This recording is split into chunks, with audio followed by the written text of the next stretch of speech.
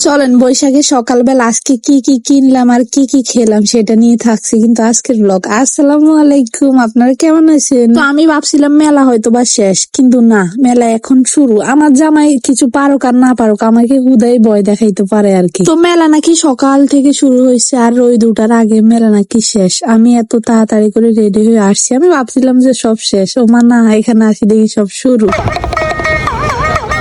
আচ্ছা, এটা কি চিনেন? আপনারা চিনলে একটা কমেন্ট করবেন। এটার আওয়াজ কিন্তু খুব সুন্দর। আর এত রোদ পড়ছে গাইস, এই ঠাডা ভাঙ্গা রোদের মধ্যে আমরা আসছি। আমার তো মনে হয় যে সকালে না আসি, বিকেলে আসলে বা হয়তো বা ভালোই হইতো। আচ্ছা, এই মেলাটা কি সারাদিন থাকে নাকি 12টা 11টা বা 1টা পর্যন্ত থাকে? আপনারা জানলে একটা কমেন্ট করবেন। তো মেলা আসলে বাচ্চাদের যা বায়না থাকে সেটাই বায়না করতেছে আমার মেয়ে। ওকে টমটম গাড়ি এগুলো নাকি কিনে দিতে হবে। সত্যি কথা বলতে মেলার মধ্যে টমটম গাড়ি এগুলো দেখবে এটা আমি একদম ভাবিই নেই। তোর জন্য নিয়ে নিলাম একটা ভাসি আর একটা ফাঁকা নিলাম গাইস।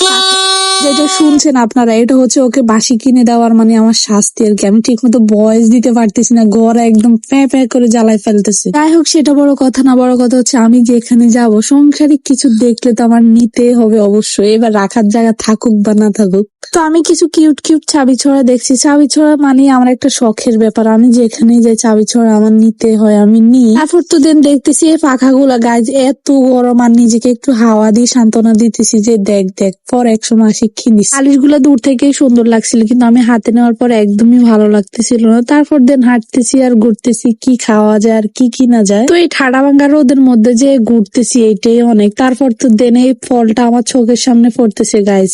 আপনার যেখানে সম্মান নাই আসলে ওইখান থেকে স্থান পরিবর্তন করাটাই বেটার। যেমন এই ফলটা বাড়ির বাগানের মধ্যে এত ফোঁচি ফোঁচি ঝরে যায়, কিন্তু এখানে এটার দাম হচ্ছে 250 টাকা, ভাবা যায়। অনেকক্ষণ হাঁটাহাঁটির পরে এবার খুঁজতেছি কলিজা ঠান্ডা করার মতো কোনো খাবার যদি থাকে। তারপর পেয়ে গেছি তরমুজ গুলো খুবই ফ্রেশ ছিল আর অনেক ভালো লাগছে। তারপর তো আমার ফেভারিট কলিজা আরো ডাবল ঠান্ডা করার জন্য এখানে আখের রস নিয়ে নিলাম। তারপর তো দেখতেছি অনেকগুলা সাংবাদিক মানে একজন মামাকে ধরছে। তো জামাই থাকা সত্ত্বেও যেসব শখ আফুদের অপূর্ণ থাকে তার মধ্যে একটা হচ্ছে যে হাতের মধ্যে ফুলের মালা বাঁধি দেওয়া। এটা আসলে বয়সের ডিফারেন্স থেকে হয়। মেলায় আসলে ঘুরতে আসলে আমি একটা জিনিস রিয়েলাইজ করতেছি, বর্তমানে আসলে আমার একটা বয়ফ্রেন্ড দরকার। যেটা আসলে হাজবেন্ড দিয়ে হয় না, সেটা একটা বয়ফ্রেন্ড দিয়ে হয়। এই আপনারা আবার সিরিয়াসলি নিবেন না, শতানি করছি। যাই হোক, অবশেষে পাঙ্কা মামা ঘুরতেছে। এই মামারে কিঞ্চি ধরে এতে ঘুরে না।